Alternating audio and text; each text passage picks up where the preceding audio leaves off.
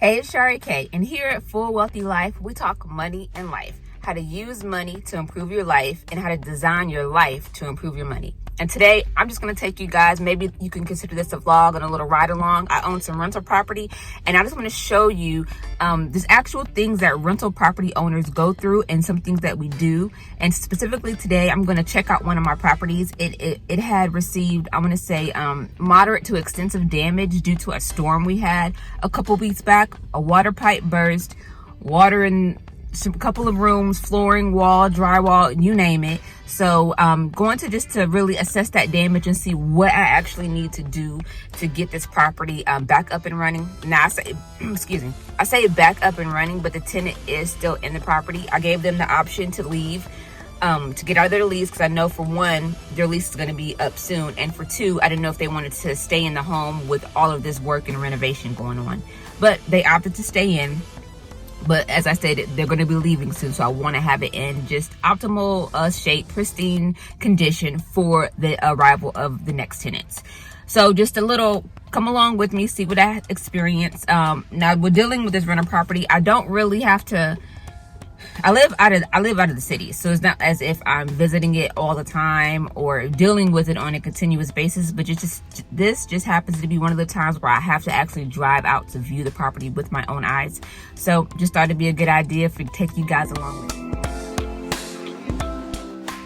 My delicious road trip snack. Gotta have the Okay, so I just took a little break. Driving this distance, I needed to take a little break, and completely forgot about the mask thing. It just walked my happy little self up into this store, wonder where everybody was staring at me. But yes, they were staring at me because I had walked in without my mask. The times we live in.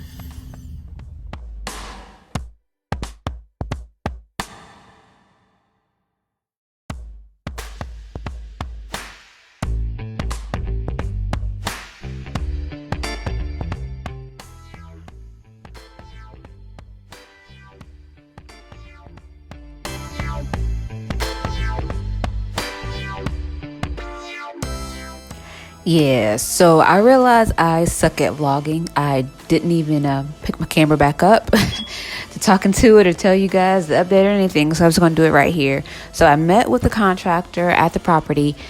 And so we're looking at, that was the master closet right there. So the drywall and the flooring in the master closet.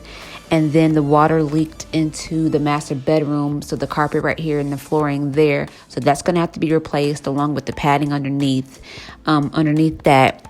And actually, this is going to be a to be continued. But as of now, just waiting on the quote back from the contractor and also working with insurance to try to get this taken care of. So the key takeaway I want to say going through this is to definitely have some reserves. Definitely have some money tucked away, especially if you have rental property, especially for times like these, because you never know what's going to happen. You never know what's going to come up. All the best to you.